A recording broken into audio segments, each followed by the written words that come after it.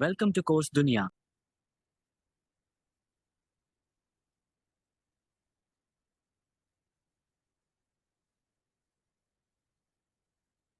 Double entry accounting.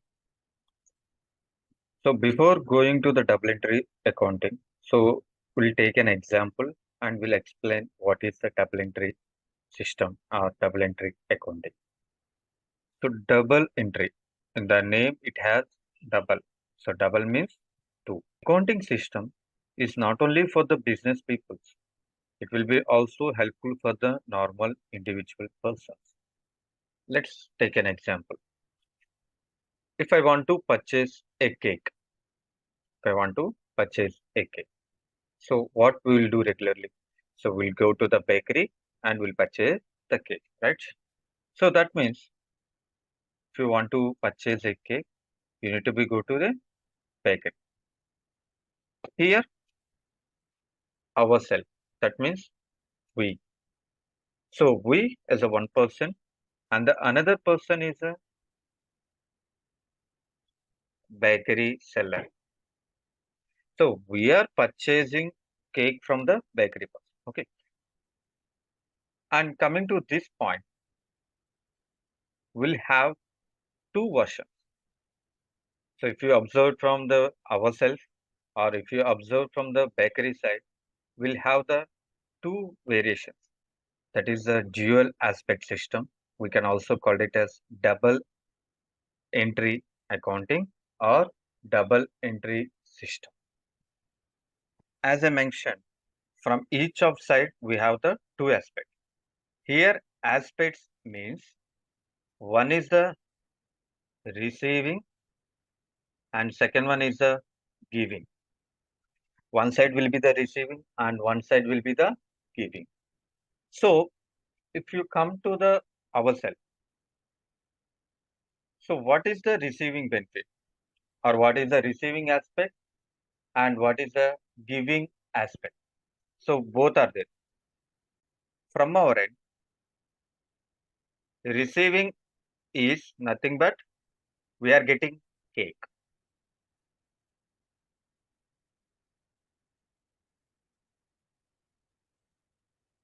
And what we are giving?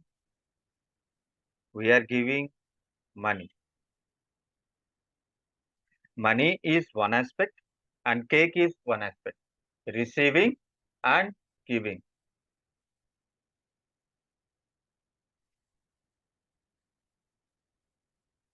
So we are receiving cake and we are giving money. This is the two aspects from our end. And if you come from the baker seller side, they will have also the same two. One is receiving. So receiving means they are receiving money. For what? So they are selling the cake. So giving. They are giving the cake because they are selling means nothing but giving. Receiving and giving. So we have the both options. So this is called the dual aspect or double entry accounting. So one is a receiving and one is a giving. In accounting, for this receiving and giving benefits will be treated as two accounts. One is a debit and second one is a credit. Two accounts, debit and credit. If any transaction is happened, definitely the transaction will involve two. One will be the debit and second one will be the credit. Based upon this debit and credit, we'll move to the next bookkeeping, how to maintain the accounts, how to enter the transactions, how, how to verify the principles, how to do the policies. Everything will be depends on this debit and credit. So that's why double entry system or double entry accounting or dual aspect system. Everything will be based upon this debit and credit. Let's come to the definition. Double entry accounting is a fundamental accounting system that ensures the accuracy of financial records by recording every financial transaction in two equal and opposite accounts. So, opposite account is nothing but receiving and giving. In accounting, always we'll try to do the accounts in T-shape. So T-form or T-shape accounting. So this accounting consists of two sides, left side and right side. So always the left side part, that means this part will be called as the debit. Debit we can simply called as DR. And the right side part will be called as credit. So credit can be easily written as CR, the dual aspect accounting. So left side will be the debit and right side will be the credit part will be there. And from this debits and credits, so we can able to understand the complete accounting structures. If you want to understand the accounting structures, mostly we'll have the three accounts. One is the asset accounts. Second one, liability and equity accounts.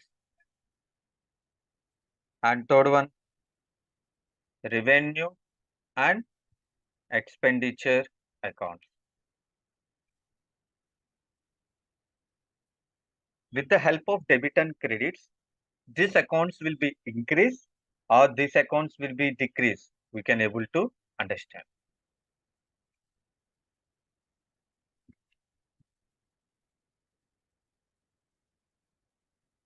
So first one, asset accounts. Asset accounts.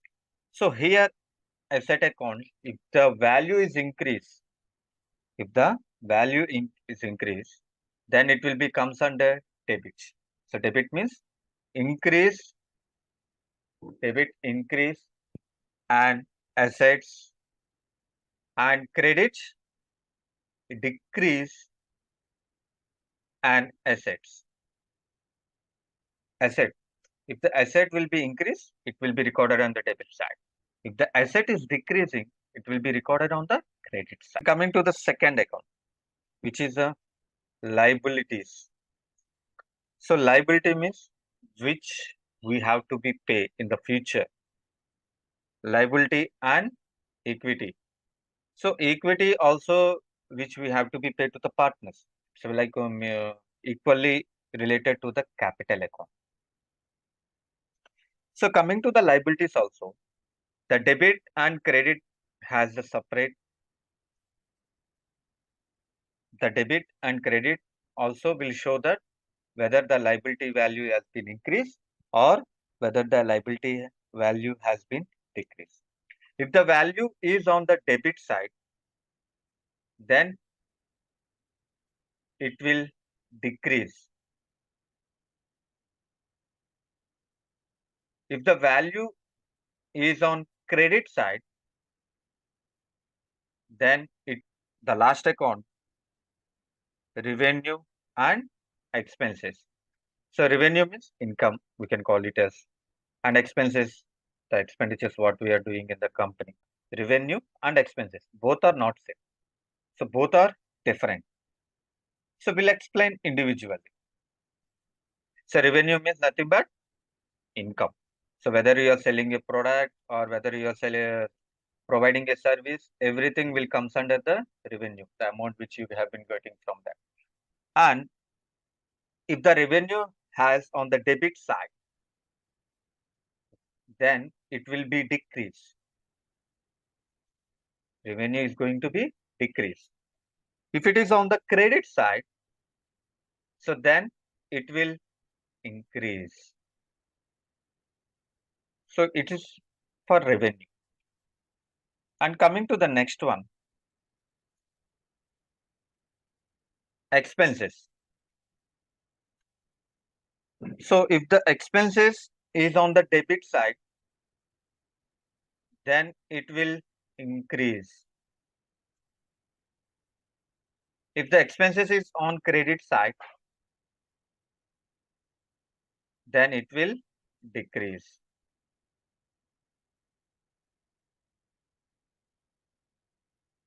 So these are the three major accounts which are using in the real-time accounting purpose. Everything will have this debit and credit. So from this debit and credit, whether the value is going to be increased or whether the value is going to be decreased, we can easily identify. And by using this debit and credit, so we can able to prepare the bookkeepings like journal, ledger, trial balance, trading and profit and loss account, and balance sheet.